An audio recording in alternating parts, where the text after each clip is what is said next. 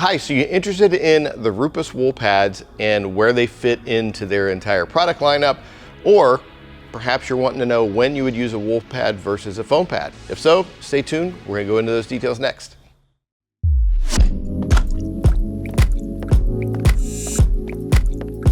Hi, I'm Todd Cooprider with Esoteric, and today we are here to talk about the new lineup of wool pads from RUPES. Now what we've got is a couple of different pads. You can see you've got the yellow pad and we've got the blue pad. The blue is the heavier cut of the two. The yellow pad is typically going to be for your medium to heavy cut. Blue is going to be on the higher end. Let's talk a little bit about the pad first. Why you would want to use something like this. Well, there's a lot of people out there that have been fans of wool pads for a long time. They're known for their heavy cut and the cooler running temperatures that they have. Some people, especially those who came from the rotary world, they wanted to make a transition into a DA, but they didn't really like trying to team up a traditional wool pad with it. So RUPES has come out with this, a little bit different concept. You've got your traditional wool here, but you also have basically called an interface pad.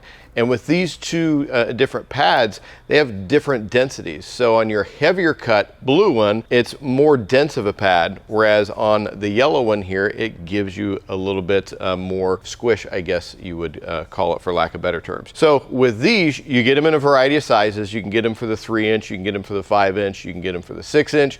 Your most popular sizes are going to be the 5-inch and the 3-inch that we have here. So when are we going to use them? Well, if you're doing a two-step process, meaning your heavier compounding followed by lighter finishing pad, this is something that you would use on your first step. How do you know which one you want to use? Well, that all comes down to your test section to figure out what kind of correction that you're going to get on that particular day on that car, relative to the level of work that you have agreed to with your customer. Typically speaking, you want to start off with the least aggressive method. So we probably do our first test section with a yellow pad. Combine it with a compound, see if that gets what we're looking for. If we find that we need just a little bit more cut, then we'll step up to the blue, do another test section right next to it, and see if that gives us the cut that we are looking for. So typically after you do that, you're going to come back with a finish polish, because with the wool pad itself and a heavier compound, you're going to leave some haziness behind. You have to refine that finish. You come back with a foam pad and a polish. But are there times when you might be able to use these by themselves, kind of a one-step process? Sure. It depends on the paint. It depends on what level of correction that you want to go through and how much time that you're wanting to spend. Now, if you get a harder paint, maybe Audi metallic silver, we know that takes a bit of effort to get it to clean up. And because it's harder, we might be able to get away with doing a one-step on it with a wool pad. In that case, I'd probably team it up with a polish, not a compound. I'm going to try that. That way I can get a good cut and a good finish with it, more of a cut that we would get traditionally with a foam pad. When are you going to use a wool pad versus a foam pad? Well, once again, your wool pad is going to be for your heavy cut. If I'm going for heavy correction, I'm not going to be using a foam pad because it only has so much correction it's capable of. So my foam pads are either going to be my polishing for one step or my finishing, and my wool pads, typically speaking, are going to be dedicated just for my heavy compounding or heavy correction that I'm looking for. Now, rarely are you going to run into instances when you can do a one step with the real heavy cut. Why? Because it's going to leave a haziness. You need to refine that finish. Now, if you're looking to do a more intensive one-step polish on a black car or something softer in nature, chances are you're not going to get away with it with this, because it's going to leave enough haziness in it that you have to go back and do a finish polish, even though you might be teaming it up with a polish. But the only way that you're going to know on those is in your test section to see what it's going to get. Now, if you watched our recent video that we just made, really popular video on the new RUPES Uno Protect, which is an all-in-one product, you'll see that I talked in there about using something like the yellow wool pad and that all-in-one product for a quicker process that leaves some protection behind. So it's got some versatility and some flexibility in it. Now, to get the most out of your wool pads, you want to keep them clean. No different if you're used to using like a microfiber cutting pad.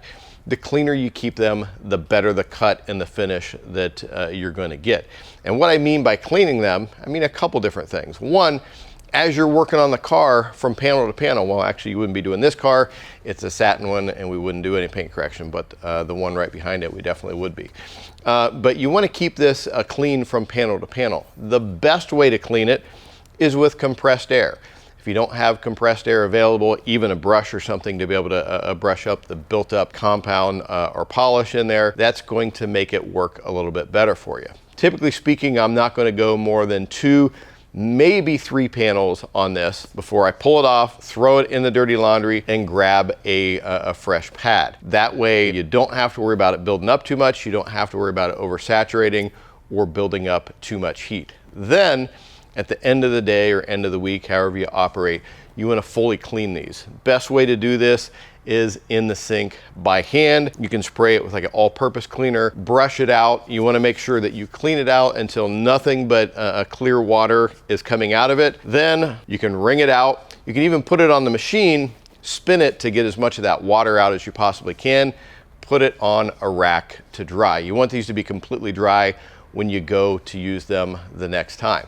By cleaning them frequently like that too, it's going to help them last a lot longer. So you got some cleaning tips that we provided here, you know, how you want to combine them with your polishes or compounds, and what kind of situations that you're going to use them to make them most effective. You want to learn more about how to get the most out of your polishing process. We got a couple of videos that we're going to link you to here that should help you get the most out of your polishing using your RUPES wool pads.